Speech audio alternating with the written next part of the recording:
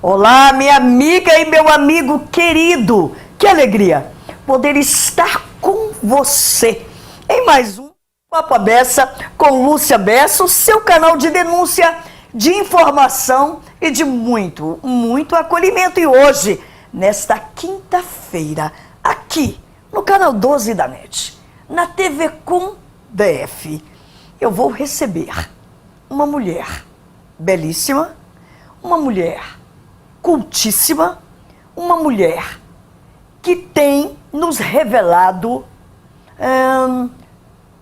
coisas e situações libertadoras. Essa escritora, essa tradutora, esta pensadora, esta mulher feminista, Yara Dupont. Minha querida Yara, bem-vinda ao nosso Papo à Beça. Oi, Lúcia, tudo bem? Boa tarde a todos. E que prazer enorme, ser muito, muito grata pelo espaço e pelo tempo. Estou muito feliz de estar aqui com você hoje. Você fala de onde, Yara? Onde é que você está nesse momento, para que o nosso público possa saber? Em São Paulo. Em São Paulo. A Yara, ela nos fez essa gentileza de estar conosco aqui, porque os posicionamentos dessa mulher, e eu tenho certeza que você que nos acompanha, também acompanha o Instagram de Yara Dupont. Olha, gente, os posicionamentos desta mulher, esses posicionamentos, esses pensamentos, ela tem verdadeiramente nos tocado. E Yara Dupont nos toca de uma maneira, eu não vou dizer que não seja sem dor não, viu, gente? Agora eu tenho uma amiga que também está nos assistindo, a Thaís Caiafa, que ela diz assim: Lúcia, tá doendo? É necessário ir? Então vai com dor mesmo, não é?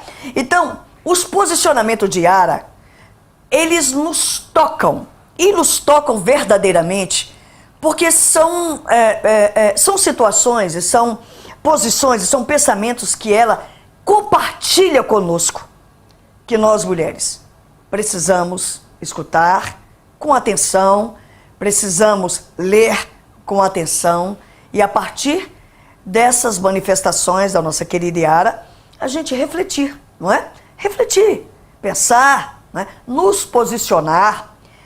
Afinal de contas, vivemos num momento de muita intolerância em todos os sentidos, não é? Vivemos num país onde muitas vezes nós somos penalizadas, criticadas, muitas vezes vilipendiadas em face de manifestações, posicionamentos, posturas. E esta mulher tem posturas sérias, posturas, como eu já disse antes, que nos faz refletir nas nossas relações interpessoais, não é? E eu tenho uma honra muito grande de recebê-la e de dizer a ela da nossa satisfação em ter você aqui conosco, Yara. E a Yara, ela faz uma releitura de um clássico que todas e todos e todos conhecem, que é o clássico Romeu e Julieta, de William de Shakespeare. E ela faz essa releitura analisando as nossas relações enquanto homem, enquanto mulher, enquanto Romeus, enquanto Julietas. E aí, Yara, eu te pergunto, amiga, somos todas Julietas? Então, Lúcia, sim. Eu diria que somos todas Julietas porque somos socializadas dentro do romantismo, né? A gente não pode esquecer a estrutura política do mundo. Ele precisa de mulheres românticas porque você vai, se elas forem romantizadas e ninguém mergulhar, elas vão servir ao patriarcado. Então, não é questão social, é uma questão política.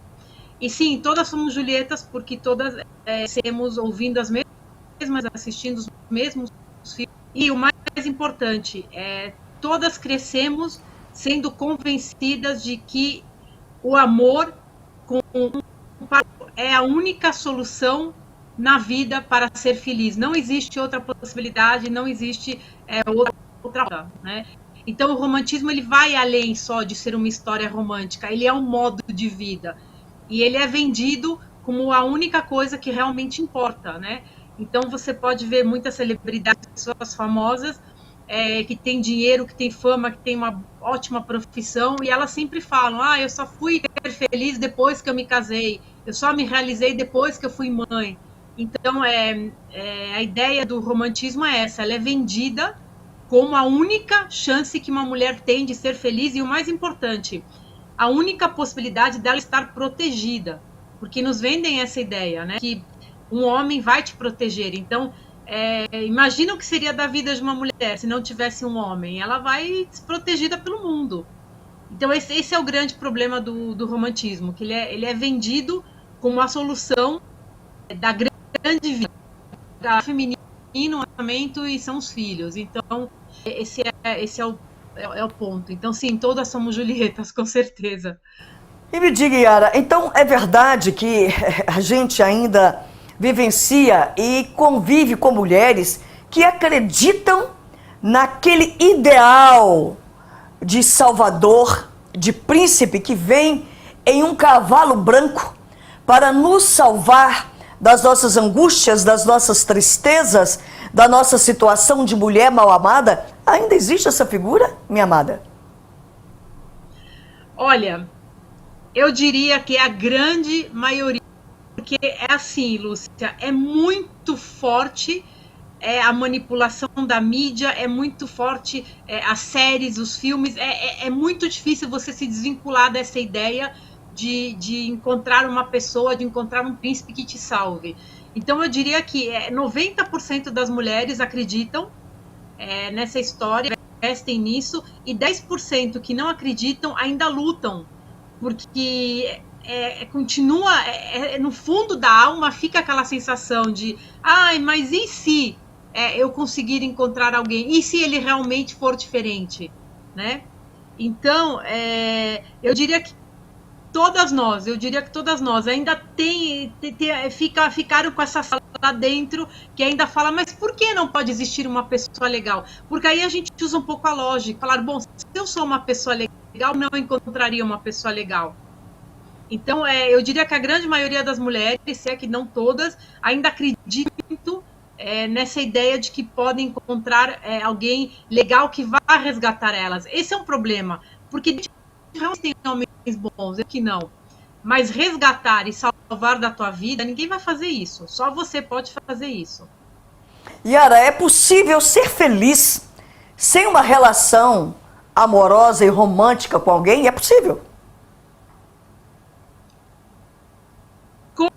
Com certeza. Eu diria, inclusive, que é uma das maiores possibilidades de felicidade que existem no planeta, pelo seguinte: o problema não é a relação em si, é o processo de socialização. Nós somos socializadas para servir ao homem, para dedicar nossa vida a ele, nossa energia, o nosso corpo, a nossa juventude.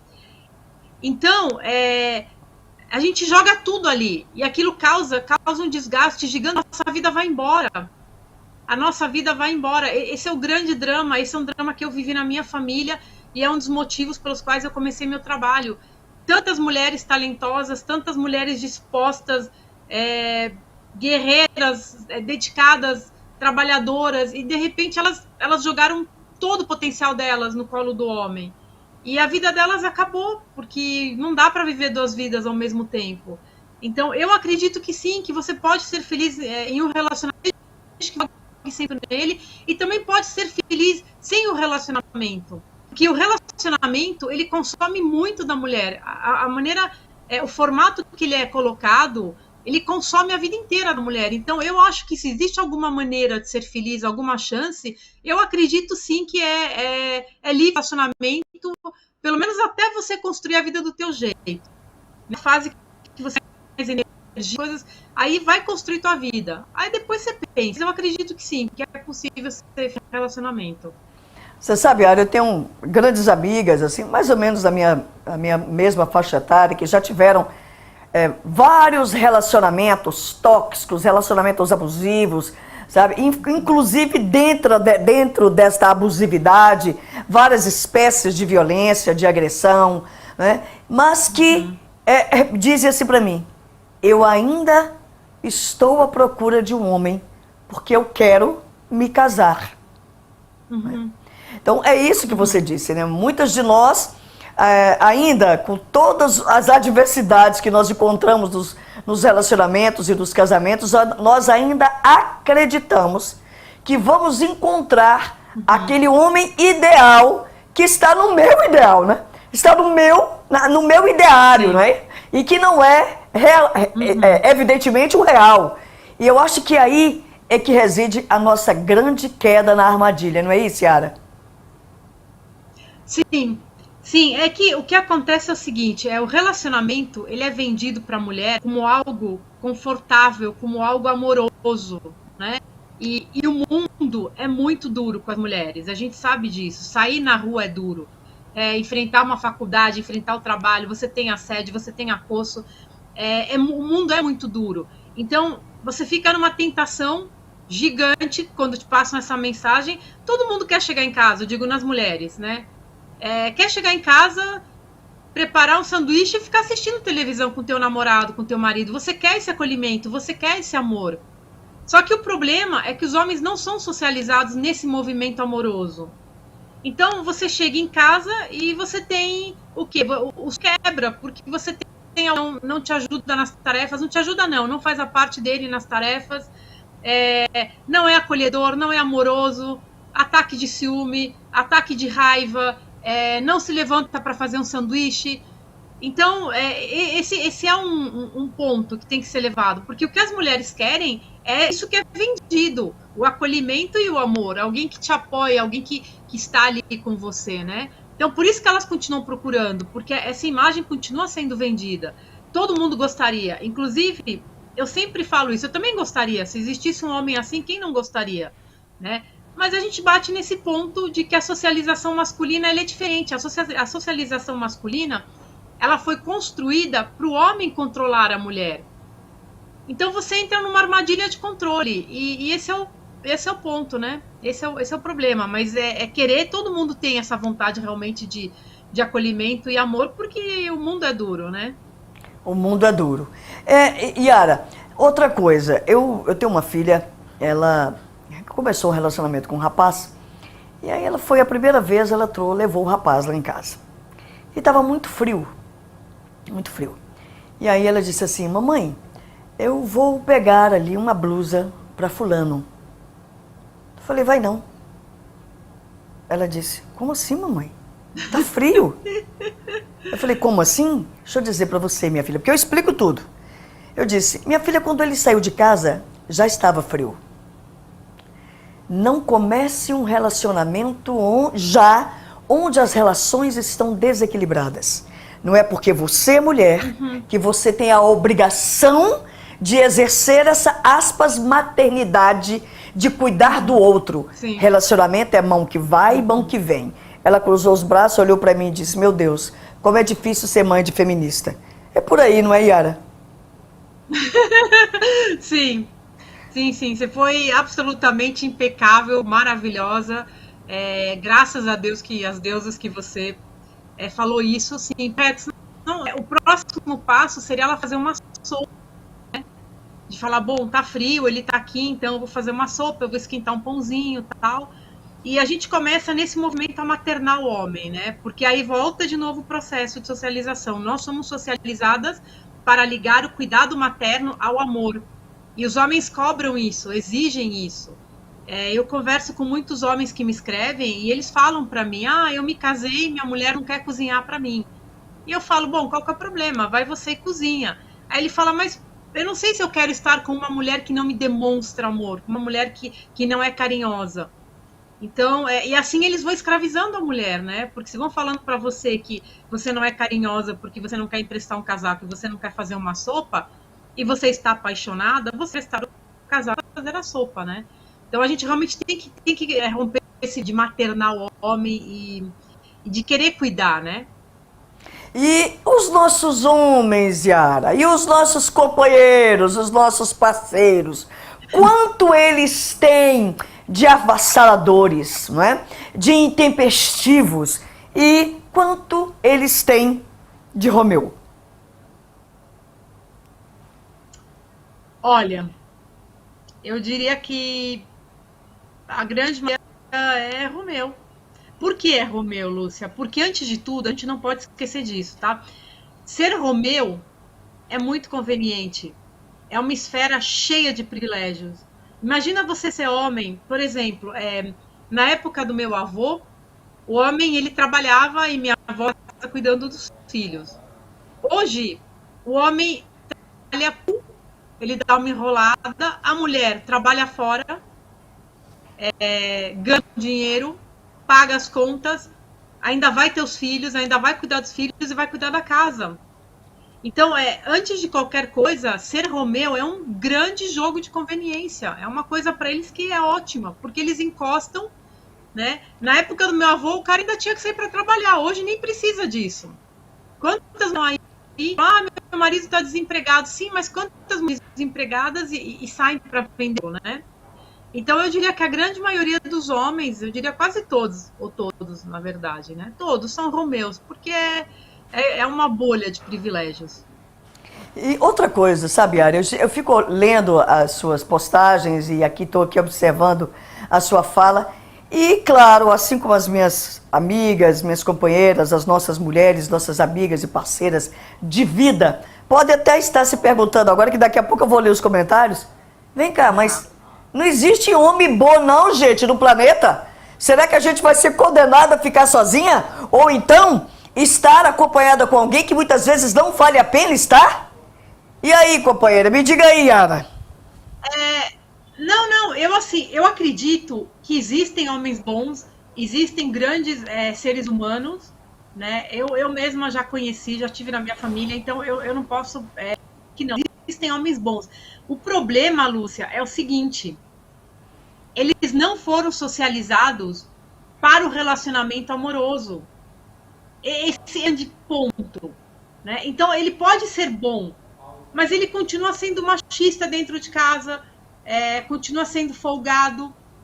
Então, por mais que falar, eu vejo muito isso, Lúcia. As mulheres falam para mim, meu marido tem um coração de ouro, ele é incrível. Mas uma louça, ele se irrita se ele trocar o lençol. Então, assim, eles não foram socializados no trabalho doméstico, que é o trabalho, infelizmente, de uma vida. Infelizmente, alguém tem que arrumar casa. E eles não foram socializados para serem amorosos com as mulheres. Mas eu imagino que isso em algum momento pode mudar, né? Eu espero que sim. Mas que existem homens bons, sim, existem homens bons. Eu acho que existem homens até que vale a pena você namorar. Mas é aquela coisa que eu falo também, Lúcia. Namorar homem não é pegar filho para criar. Ele não é teu filho. Então não é para sair pagando conta, para sair querendo arrumar a vida dele. Mas que existem homens bons, sim, com certeza. O problema é que não estão preparados para um relacionamento amoroso, mas eles existem. Yara, quando você diz que eles não estão preparados para uma relação amorosa, você também está está dizendo para nós mulheres que nós também não estamos preparadas para isso? Não. Aí seria o processo de socialização. No processo de socialização existe uma hierarquia. E a mulher sempre foi vista como inferior, a que serve ao homem, a que vai parir os filhos do homem. Então, o grande drama é que os homens nos veem como inferiores. Né? A conquista dos direitos começou há menos de 100 anos e é pouco. Só o fato das mulheres não terem controle sobre o corpo delas, enfim, sobre qualquer procedimento, mostra como somos vistas na sociedade. Então, o ponto é que os homens não se preparam para nos ver, não foram preparados para nos ver de maneira igualitária. E quando vê a pessoa igual a você, a tendência é que ela seja maltratada, porque você considera ela inferior. E a mulher, ela é vista objeto. A gente não pode esquecer também a questão da pornografia. Então, assim, é o que eu sempre pergunto para elas. Uma coisa é você respeitar um ser humano, outra coisa é você respeitar uma cadeira. E os homens veem as mulheres como objetos. Então, com esse equilíbrio amoroso, eles acabam não sabendo se expressar e não sabendo ter uma relação saudável. Já a mulher, ela é educada no lado oposto. Ela é socializada para amar incondicionalmente e para cuidar. O problema da mulher, eu diria que é o excesso de amor que ela dá. Basicamente é isso. Você sabe que me foi colocado um determinado momento uma fala de uma moça que estava sendo paquerada por uma outra pessoa, por um homem, e essa moça, ela dizia insistentemente que não queria aquelas investidas, e aí em um determinado momento ele disse assim para ela: como assim você não me quer? Você não passa de uma mulher.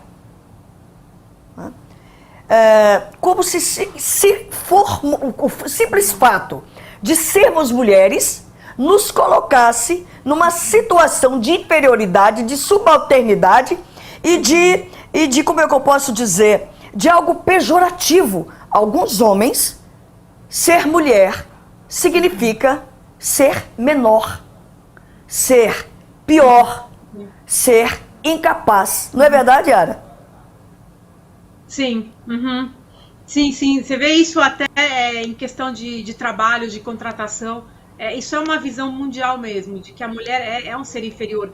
E o fato dela ser vista assim e não ter tido acesso a cargos públicos importantes ou altos cargos, fortalece essa ideia do patriarcado, de que nós somos inferiores, né? E aí muita gente para contratar fala, depois ela vai engravidar e vai ter que pagar a licença maternidade. Enfim, eles usam tudo para nos colocar nessa posição de inferiores. E esse é um grande drama. Eles realmente pensam que, nossa, imagina uma mulher rejeitar um homem, ele está fazendo um favor se olha para ela, né? É o que eles pensam. Então é muito complicado, e isso é uma das coisas que mexe na estrutura, né? O fato da mulher ser vista como inferior. E isso reflete em tudo, vai refletir nos relacionamentos, vai refletir em tudo, né? E você vê muitas mulheres sem saber exatamente como funciona o processo de socialização, se casam e começam a falar, meu marido que sabe, meu marido que resolve, meu marido que não sei o quê. A mulher está sempre enchendo a bola do homem, sempre.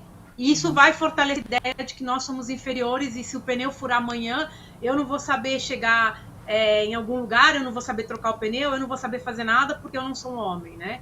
Então a gente tem que tomar cuidado e não ficar fortalecendo, cimentando essa ideia de que nós somos inferiores, né? E ficar enchendo a bola de homem.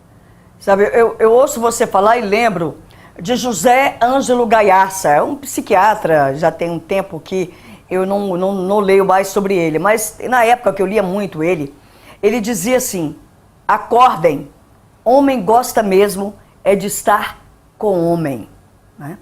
Eles se protegem, eles gostam de conversar com eles, com os seus iguais, né? Eles socializam bem com os próprios homens, né? Eles se sentem à vontade com os seus pares. E Yara, isso é bem uma realidade, não é mesmo? Olha, Lúcia, eu diria que é a mais sofrida realidade, mas sim. O homem, ele tem um interesse sexual na mulher porque ele foi socializado para se interessar sexualmente. Mas o amor incondicional, o apoio é aos homens, aos famosos parças, os amigos, os brothers, né? Inclusive a gente viu um exemplo claríssimo agora no último programa do Brother, que de repente ficaram 4 homens ali, e coisa inacreditável, como eles se amavam, se apoiavam, né? Não passavam um na frente do outro. Então, sim, todo amor, cuidado e proteção é destinado aos homens, entre eles. Por quê? Porque eles também são dados, primeiro, para ver a mulher só com aspecto sexual. E o segundo, vem também de um fundo católico, né? A questão de não confie na mulher. Foi ela que deu a maçã. Então a mulher é ardilosa, a mulher é interesseira e a mulher vai te derrubar. Todas nós escutamos histórias de, nossa, fulano está falido porque paga pensão. Hoje a gente sabe que não é verdade, ele paga R$200 de pensão, não vai à falência por R$200. Mas essa construção social de que a mulher é ardilosa e que ela destrói o homem, né? E a gente vê muito isso em filmes, em séries, colabora com essa ideia. Então, sim, os homens, o amor deles incondicional é entre eles. Inclusive, eles se cultivam entre eles. Você não vê um homem dizendo que tem uma escritora favorita, uma diretora favorita, uma cantora favorita. Eles, entre eles, gostam de diretores, gostam de músicos, de cantores, eles se apoiam, eles não permitem que as mulheres nesse clube do bolinha, porque eles não se interessam. Para eles, todo apoio, todo amor e todo consumo, né, quando eu digo assim, de arte, é direcionado entre homens. Olha, Yara, acompanhando também as suas postagens acerca desse último programa, a gente ali fez várias analogias, né? E eu gostaria de escutar você. Aquele microcosmo, ele nos falou muito, e de modo muito particular, esse último, né? Ele nos disse muito. Sim. Né? Ali, só não percebeu quem verdadeiramente quer fechar os olhos para a realidade. Mas ali, eles gritaram, sem gritar, e muitas vezes gritando mesmo, o que é aquela realidade para nós, mulheres e homens. Nos fale um pouco sobre isso, Yara. Sim, eu acho que uma das coisas mais interessantes que aconteceu nesse programa foi que nós vimos, como a molecada diz, o nível de broderagem, né? A maneira como os homens se manifestavam entre eles, né, o carinho, o amor, e vimos também aquela história da redenção do rapaz que ganhou, né? Porque é um rapaz que entrou no programa cancelado por coisas que a esposa dele levou a público, né? E então ele se redimiu, houve a redenção dele por aquele discurso de eu mudei, eu me transformei, Deus tocou meu coração. E é muito interessante isso, Lúcia, porque esse discurso do perdão, ele só funciona quando é usado pelos homens, tá? A mulher pode fazer a pior besteira do mundo, não tem história, ela vai ser condenada e jogada na fogueira. Agora, se for um homem a pedir perdão, a dizer que mudou e ainda por cima trazer o elemento religioso dizendo Deus me salvou, então ele foi perdoado. Isso é uma coisa que a gente pode ver poucas mulheres na política no Brasil. E as poucas, elas têm que andar com muito cuidado, porque qualquer coisa, elas são condenadas, elas são, enfim, elas são execradas. E agora homens não, a gente tá sempre nesse círculo, né, a igreja existe, de que os homens podem ser lados e não tem problema nenhum, pode fazer o que for, e aí ele é perdoado e volta. Mas é uma coisa importante, Lúcia, que a gente precisa falar sobre a questão da redenção do rapaz e tal, é o seguinte: essa redenção masculina, ela conta com o apoio das mulheres.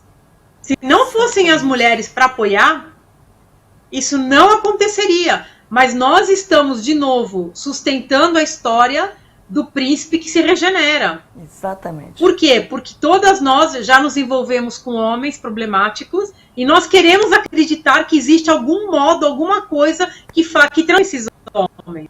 Então, se não for socialmente, que seja espiritualmente, religiosamente.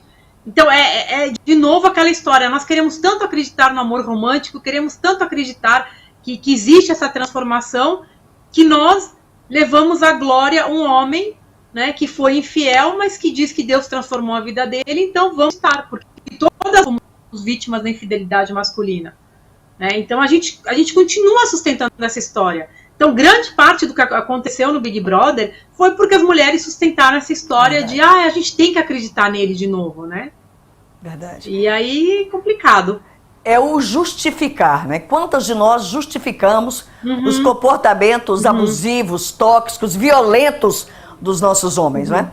E em justificando, nós estamos ratificando toda essa construção histórica de que nós mulheres somos pessoas de só menos importância para essa sociedade. Isso é muito triste quando a gente percebe que muitas de nós mulheres ratificamos esse comportamento, não é verdade, Yara?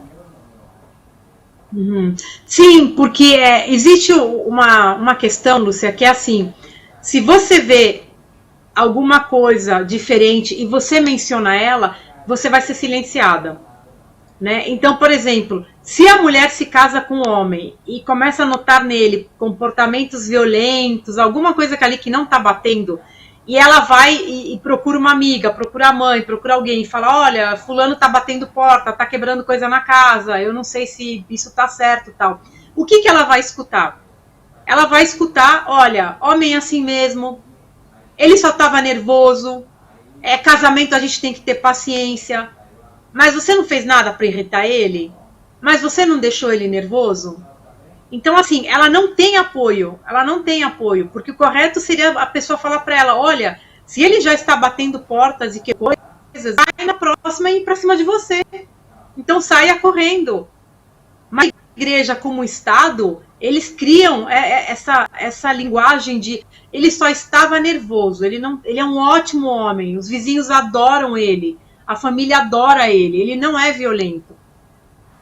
Então, esse é um ponto que tem que ser falado. As mulheres têm que aprender, têm que começar a falar e dizer não, está errado. Se ele demonstrou um comportamento violento, não precisa ser comigo o comportamento violento. Ser com qualquer pessoa. Já é isso de uma pessoa que não se controla. Então, é importante tirar da nossa boca essas frases de ele só estava nervoso. Você que provocou ele. Ele estava cansado, ele estava estressado. Porque a gente cresce desde pequena, Lúcia, escutando homem é assim. Só que homem é assim levou a sociedade a uma situação absurda, onde morrem 9, 10 mulheres por dia na mão dos maridos, porque homem é assim. Não, tem que parar com isso. Homem não é assim, tem que aprender a se controlar. E se for assim, precisa de tratamento. Muito bem. Você chegou no ponto... que a gente fala muito e essa fala não se exaure nunca. Amadas, queridas, não é? Não justifiquem as atitudes violentas dos seus companheiros. Porque quando a gente justifica esse comportamento desse companheiro ou desta companheira, se aqui a gente estiver falando de uma relação homoafetiva, eu me calo diante das atrocidades que eu estou vivendo. E quando eu me calo, eu fortaleço esse agressor. Eu fortaleço essa violadora de direito. Porque o meu silêncio fortalece essa pessoa e a minha justificativa ratifica, corrobora que os homens são assim mesmo e que nós temos que aceitar, suportar, entender e nos resignar diante de uma situação que não é legal. Não é? Agora, companheiras, eu e você sabemos que quando nós agimos dessa forma, nós estamos fortalecendo todo esse sistema misógino e machista e as vítimas desse sistema somos nós mesmas. Nós somos as vítimas disso, né?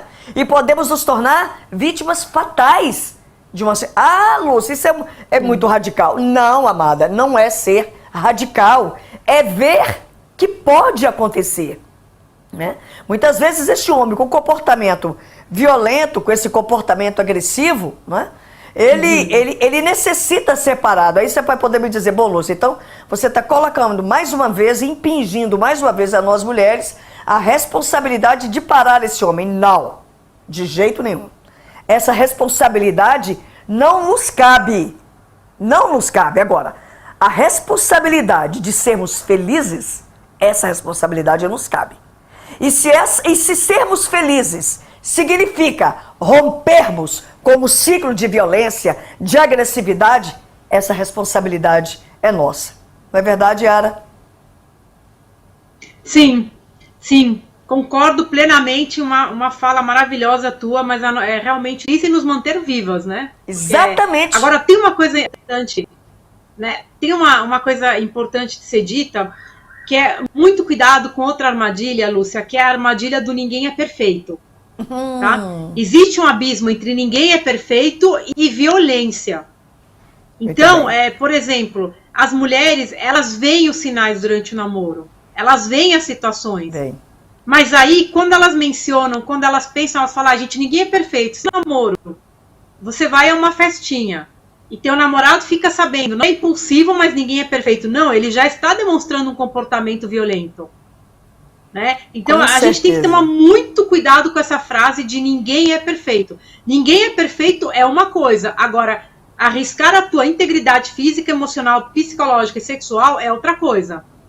Né? Então você fala, de repente ele é meio mole, né? Ele não faz as coisas, tal, é um defeito. Gente que vai procrastinando, tudo bem, é ela de violenta. Com certeza. Então é bom analisar com calma e dizer, tem que ter muito cuidado com essa frase, porque eu tenho visto, Lúcia, as maiores atrocidades cometidas contra as mulheres, e essa frase dizendo, mas ninguém é perfeito. Não é assim que funciona, não é assim. É verdade, Yara. E é mais uma armadilha, e você colocou muito bem, que muitas de nós mulheres usamos e falamos para justificar estarmos com uma pessoa que nos faz mal. Olha, Yara, você sabe, um dia uma moça virou para mim e disse assim, doutora Lúcia, eu queria muito saber por que não deu certo, doutora Lúcia. Olha, eu me dei toda para essa relação, eu me entreguei 100% para este homem, doutora. Eu não sei por que ele faz isso comigo, eu não sei por que não deu certo. Eu falei, amiga, você já respondeu. Como assim, doutora Lúcia? Como assim eu já respondi? Sobrou para mim. O que sobrou de mim para mim? Sim. Né? Quando eu me entrego 100% para alguém, o que resta de mim para mim mesma? Né? Então, amada, colocar limites, né? Dizer para o outro ou para a outra, você vai até aqui, né? Porque daqui em diante é somente e, sobretudo, delimitar o seu espaço de poder e decisão seu. No final do nosso programa, que você diga para as nossas amadas que estão aqui escutando e para os nossos Romeus também, que tem muito quadro, não muito animador, dessas relações que nós estamos tendo hoje. Um processo muito longo de violência, eu acho que hoje o mais importante é trabalhar e desenvolver o amor próprio. A mulher tem que se amar, ela tem que se respeitar, ela tem que honrar a vida dela.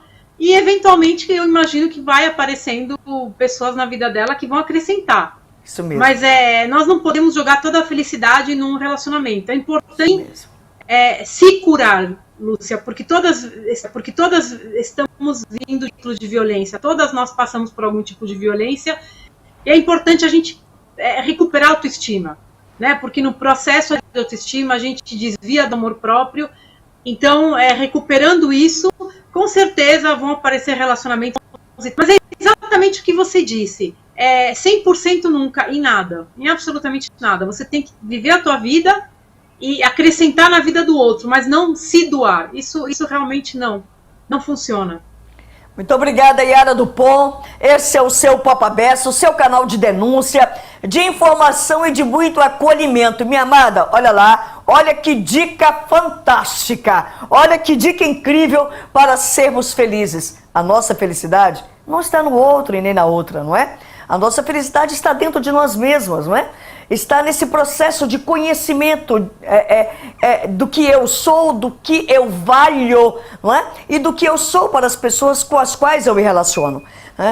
E entender que eu posso e devo ser feliz independentemente de uma relação que eu esteja tendo ou que eu venha ter.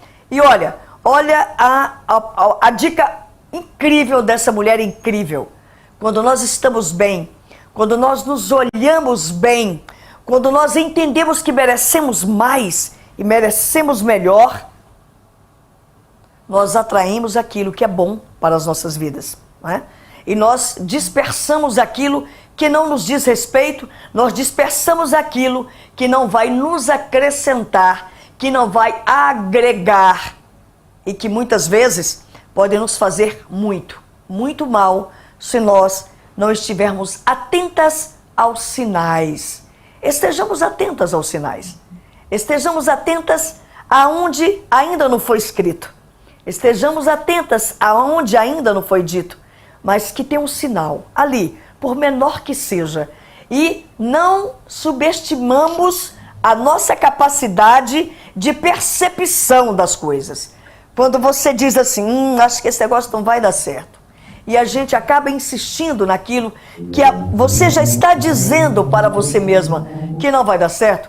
Escute você, escute o seu coração, escute a sua percepção, porque, minha amada, o que nós queremos é viver, mas o que nós exigimos é viver livres de toda opressão, de toda discriminação, de toda misoginia, de todo relacionamento tóxico, e com muito amor no nosso coração e com muito amor em todas as nossas relações. Um beijo no seu coração. Obrigada, Yara Dupont. E acompanhe Yara Dupont nas mídias sociais.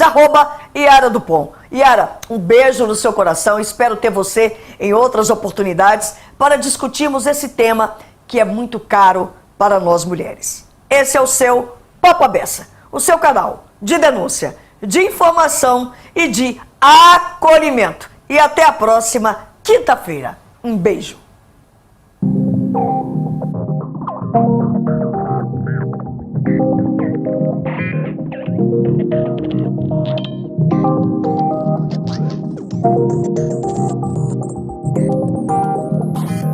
Thank you.